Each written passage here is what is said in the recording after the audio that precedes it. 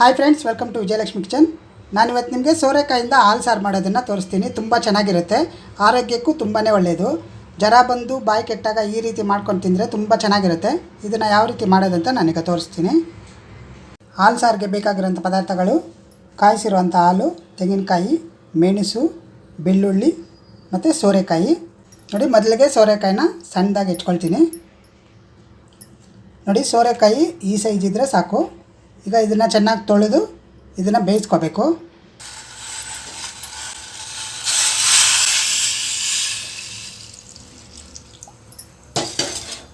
ಈಗ ಇದಕ್ಕೆ ಉಪ್ಪು ಸೇರಿಸ್ತೀನಿ.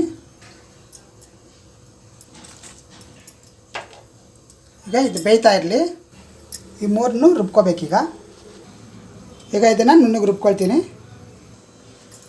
ನೋಡಿ, ಮೆಣಸು, ಬೆಳ್ಳುಳ್ಳಿ, ತೆಂಗಿನಕಾಯಿ ರುಬ್ಬಿದ್ದೀವಲ್ಲ, ಅದನ್ನು ಈ ರೀತಿ ಶೋಧಿಸ್ಕೋಬೇಕು.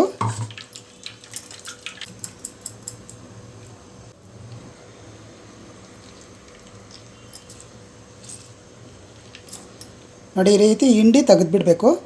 ನೋಡಿ, ಈ ರೀತಿ ತೆಂಗಿನಕಾಯಿ, ಮೆಣಸು ಮತ್ತು ಬೆಳ್ಳುಳ್ಳಿ ರುಬ್ಬಿರೋ ಅಂಥ ಹಾಲು ತೊಗೊಳ್ಬೇಕು. ಈಗ ಸೋರೆಕಾಯಿ ಬೆಂದಿದೆಯಾ ನೋಡೋಣ. ನೋಡಿ, ಸೋರೆಕಾಯಿ ಎಲ್ಲ ಚೆನ್ನಾಗಿ ಬೆಂದಿದೆ.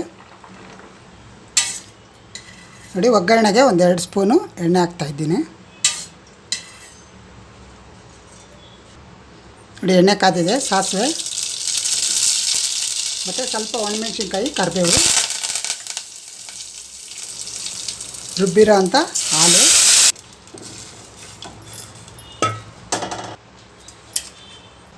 ಬೆಂದಿರೋ ಅಂಥ ಸೋರೆಕಾಯಿ,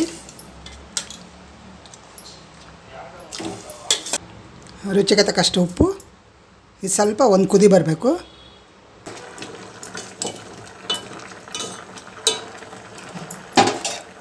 ನೋಡಿ, ಚೆನ್ನಾಗಿ ಕುದೀತಾ ಇದೆ. ಇವಾಗ ಒಲೆ ಆರಿಸಿ ಇದು ತಣ್ಣಗಾದ್ಮೇಲೆ ಹಾಲು ಹಾಕಬೇಕು.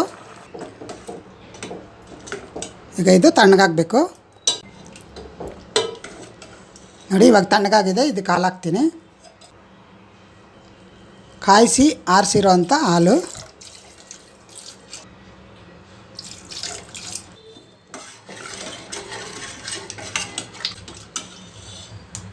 ನೋಡಿ, ಹಾಲು ಸಾರು ರೆಡಿಯಾಗಿದೆ. ಇವಾಗ ಸರ್ವಿಂಗ್ ಬೌಲ್ ತೆಗಿತೀನಿ.